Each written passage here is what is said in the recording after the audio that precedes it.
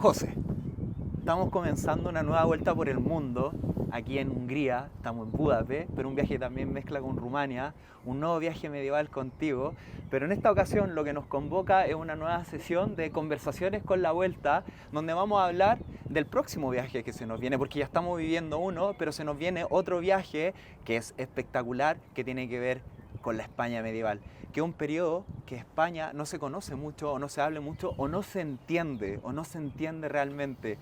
Yo he tenido la oportunidad ya de vivirlo contigo, esta es la tercera vez que lo vamos a realizar en el mes de noviembre del 2025. Y José, me gustaría preguntarte, ¿por qué, por qué tenemos que conocer la historia de este periodo de España y también por qué nos vamos a desplazar de norte a sur? Cuéntanos. ¿Cómo se diseña, cómo se gesta este viaje? Mira, este viaje se diseña a partir del conocimiento de la historia, de la forma en que era España hace varios siglos. Cuando la gente viaja hoy día a España, la verdad es que se ve un conjunto de comunidades autónomas, cada una con su nombre. La gente te dice, he estado en Andalucía, he conocido Galicia, por ejemplo, o el País Vasco, o Cataluña, o Extremadura. Y la verdad es que hoy día estas comunidades autónomas dividen geográficamente España, pero también responden a un desarrollo histórico que se ha cocinado a fuego lento durante los siglos. Y eso es precisamente lo que vamos a conocer en este viaje. Es como subirse a una máquina del tiempo y poder viajar a una España que realmente no es España. Es un conjunto de reinos. Y que podrían cada uno haber seguido un camino completamente distinto, hasta el punto de ser hoy día países distintos. O sea, estos reinos que conformaron la España eventualmente, que hoy día es un solo país, podrían haber seguido un curso de la historia distinto y hoy día ser países distintos y haberse disgregado y separado. Entonces, de alguna manera queremos explicar a través de un viaje, que manera más espectacular de poder explicar la historia a través de un viaje, ahí en los lugares donde sucedieron las cosas. ¿Cómo fue este devenir histórico? ¿Qué es lo que pasó en esos siglos donde España no era la España que es hoy día, sino que era más bien un conjunto de reinos que se podrían haber convertido en países modernos distintos? Bueno, y este conjunto de reinos con muchos matices, con muchas diferencias, con muchas semejanzas también, en donde es necesario tener el conocimiento para poder comprender realmente qué significa ese espacio en la actualidad.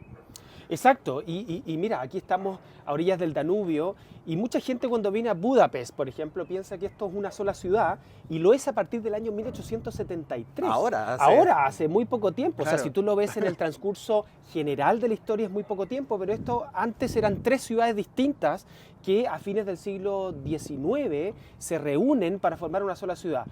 ¿Qué es lo que te explica esto? La historia. Y por eso que la historia es muy importante, porque la historia es algo que te permite ver las cosas con un sentido distinto. Te permite ver las cosas, los patrimonios, los lugares geográficos, la arquitectura, los museos de una manera completamente distinta. Es como ir a un lugar pero tener todo el conocimiento suficiente para entenderlo y por lo tanto disfrutarlo. Y no quedarte con lo que tú simplemente ves. Exacto. En la vista desnuda, por así decirlo, sino que ver lo que hay detrás de cada edificio, conocer los personajes que forjaron los momentos históricos importantes de una nación. Por eso que la historia es tan importante. Bueno, y ahí te quiero llevar a otro punto que yo creo que es muy importante en este viaje a nivel de personajes. Está el Cid Campeador, está los Reyes Católicos, que finalizamos el viaje con eso, está Pelayo, que inicia un poco todo este proceso, está, como no mencionarla, Leonor Plantagenet, por supuesto. Alfonso VII, octavo, sí, Alfonso, sí. en el Monasterio de las Huelgas. Sí. ¿Cuál es tu vinculación y por qué hace tan especial tu participación tuya en este viaje con estos personajes y con una sobre todo? Bueno, mira, la verdad, Seba, que yo te tengo que decir y reconocer que los historiadores se supone que no nos podemos encariñar con nuestros personajes históricos. Sí. Especialmente cuando uno está escribiendo la historia y la vida y obra de una persona, uno tiene que tratar de ser lo más parcial y lo más objetivo que resulte posible. Uno nunca va a ser totalmente objetivo. Pero en ese transcurso de ir conociendo a este personaje del pasado, uno naturalmente se va encariñando.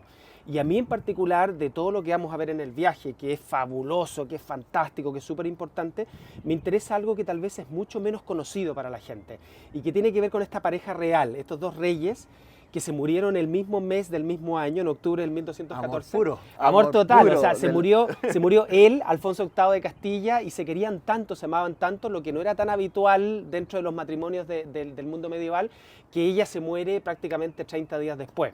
Entonces los enterraron los dos juntos en un monasterio que se conoce como Las Huelgas. El Real Monasterio de las Huelgas es una abadía femenina cisterciense que está ubicada a las afueras de Burgos. Es un lugar muy especial para mí, es muy emocionante. Cada vez que visito este lugar no me canso nunca de visitarlo, y creo que eso es algo que intento transmitirle a los distintos grupos que me han acompañado a España. Pero cuéntanos, ¿por qué tu vinculación tiene que ver con una investigación tuya? Bueno, durante años le he dedicado investigación y trabajo, bueno, académico, por así decirlo, a comprender la vida y obra de esta mujer que se llama Leonor Plantagenet, hermana de Ricardo Corazón de León, rey de Inglaterra, hija de la famosa Leonor de Aquitania, que son quizás de Enrique II, que son obviamente personajes mucho más conocidos, y en su momento dije, bueno, es importante que ella también sea conocida, esposa de Alfonso VIII de Castilla, hermana de estos famosos reyes, hija de otros famosos reyes, madre también de reyes de distintas partes de Europa, abuela de dos reyes santos como son San Luis de Francia, el de la Sainte-Chapelle,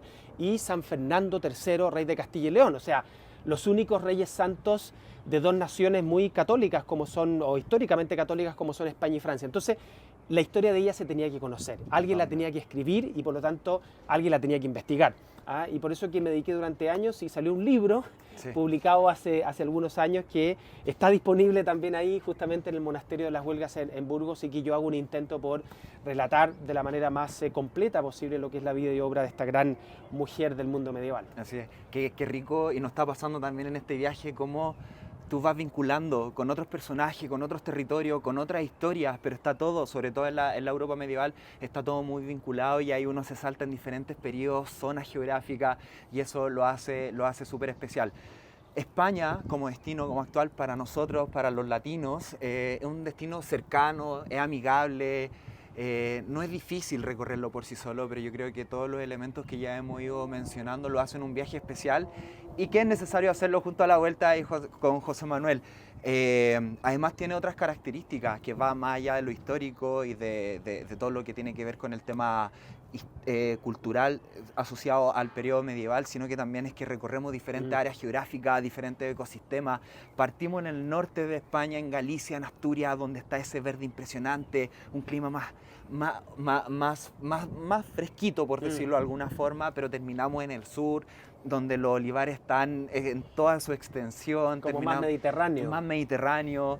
Realmente un viaje que tiene muchos matices, que es muy importante de comprender. Y lo otro, que es muy interesante quizás que abordemos brevemente, José, que yo creo que es la clave de entender esto, y es como se llama nuestro viaje, es Tres Culturas, un reino.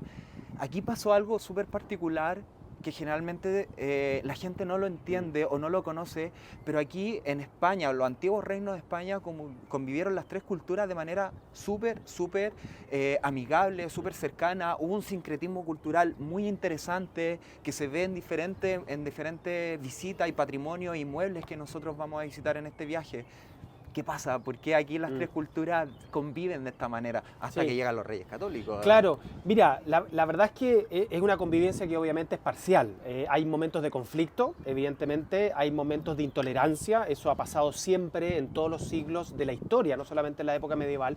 Pero como tú bien dices, Seba, esta época medieval que ha sido vista en menos, que ha sido vista de una manera peyorativa, que a mucha gente en la cabeza se le vienen puras cosas negativas, de una época retrógrada, oscura, intolerante, de puras pestes y guerra. Es todo lo contrario. En realidad uno se encuentra con siglos y con momentos de bastante tolerancia y bastante convivencia. Ya, quizás no es la convivencia y tolerancia que se da en algunas partes aquí en el siglo XXI, aunque en realidad en el siglo XXI hay bastante intransigencia y bastante intolerancia. Lo estamos viendo hoy día. Basta ver relativamente cerca de acá. Basta ver todas las guerras que han sucedido en los últimos 100 años, la Primera y Segunda Guerra Mundial, que se enfrentaron naciones europeas que eran hermanas, que habían tenido un pasado común. Pero en la época medieval, esta convivencia de las tres culturas, que son las comunidades judías, musulmanas y cristianas, en el mundo ibérico es relativa. Evidentemente que también hay conflicto, pero además de ese conflicto hay comercio entre ellas, hay intercambio. Yo creo que la ciudad de Toledo, por ejemplo, en particular, que fue la capital del reino de los visigodos y que vamos a visitar en este viaje, es un muy buen ejemplo de esto, aunque sea un lugar común decirlo, pero efectivamente Toledo es un lugar donde está la comunidad judía funcionando con sus prácticas, con su religión, con sus sinagogas, al lado prácticamente de una comunidad musulmana que ha mantenido durante siglos sus mezquitas, y una comunidad cristiana Y es muy interesante, fíjate, porque cuando tú visitas los monumentos te das cuenta de este sincretismo, de esta mezcla, de esta convivencia que, como les decía, es parcial y relativa, pero que se da en España de una manera muy potente y muy clara, incluso te diría más que en otras regiones y otros reinos de Europa.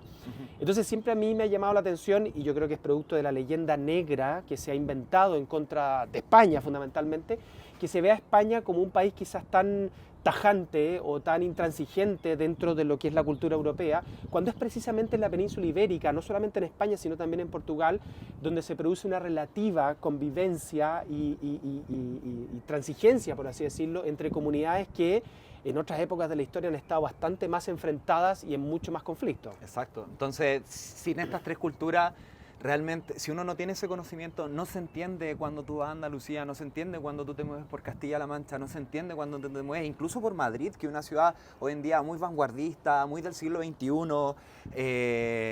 tiene espacios que es interesante como analizar. Y ya como para ir finalizando esta conversación conversación en la vuelta sobre nuestro próximo viaje, Tres Culturas, un Reino, una vuelta por la España medieval, vamos a otros elementos que también son muy importantes y le dan mucho sentido a la realización del viaje, como la hotelería, como la gastronomía, como las expresiones culturales, la música, la danza, el arte visuales, la arquitectura. Es increíble cómo en este viaje, José, de norte a sur, tú vas notando como ese transitar desde esas catedrales góticas impresionantes como la que vamos a ver en León, pero cuando terminas en la mezquita de Córdoba, que hoy en día es la catedral, pero instaurada dentro de lo que era la mezquita de la ciudad que fue capital del califato omeya. O sea, estamos hablando de una cosa increíble. Alojarse en el Parador de los Reyes Católicos, cuando los Reyes Católicos peregrinaban a Santiago de Compostela, nosotros nos quedamos ahí, hoteles muy bien seleccionados, gastronomía exquisita. O sea, yo creo que el viaje se vive de manera integral, no es solamente la historia, y eso yo creo que es súper importante comentarlo, que nosotros vemos esa integralidad. Yo creo que eso también hace la diferencia en nuestro viaje. Están a la orden del día todos esos elementos. Sí, mira, yo como profesor de historia siempre me hago la pregunta: ¿cuál es la mejor manera de enseñar la historia? ¿Cuál es la mejor manera en que la gente que no son historiadores profesionales puedan entender el pasado? Y me he dado cuenta, Seba, con el paso del tiempo, que es apelar a todos los sentidos. Sí. O sea, yo puedo estar, bueno, con un pizarrón acá, mostrando mapas, mostrando textos, explicando algún fenómeno de la historia, explicando lo que ha pasado con los siglos y todo eso. Y la gente y mis estudiantes que escucha eso puede entender y puede comprender racionalmente, ¿no es cierto? Se ocupa la cabeza para entender hechos del pasado, fenómenos culturales, fechas, nombres de reyes y todo eso. Pero yo me he dado cuenta que es mucho más efectivo cuando uno enseña todo eso acompañado de fenómenos y momentos que son muy propios de los viajes de la vuelta, que apelan a todos los sentidos. Y cuando digo apelar a todos los sentidos es el probar, el tomar algo rico, el aprovechar al máximo la gastronomía, el escuchar. Piensa tú, Seba, lo que nos ha pasado cuando hemos entrado a iglesias con música. Sí. Es una experiencia completamente distinta, porque ya no es un conjunto de piedras construidas hace 1000 años, sino que es un conjunto de piedras que resuenan. Exacto. Y que nos emocionan. Que tienen una intención y que tienen un sentido. Que tienen un sentido y que nos emocionan. O sea, yo cuando hemos estado, me acuerdo, en grupos, en Francia, en España, en Inglaterra, y hemos ingresado a un lugar que apela a los sentidos, no solamente a lo que tú ves, sino que también a lo que tú sientes, la historia se aprende mejor. De todas maneras. Te llevas contigo de vuelta a Chile o al país donde tú vengas, digamos, parte.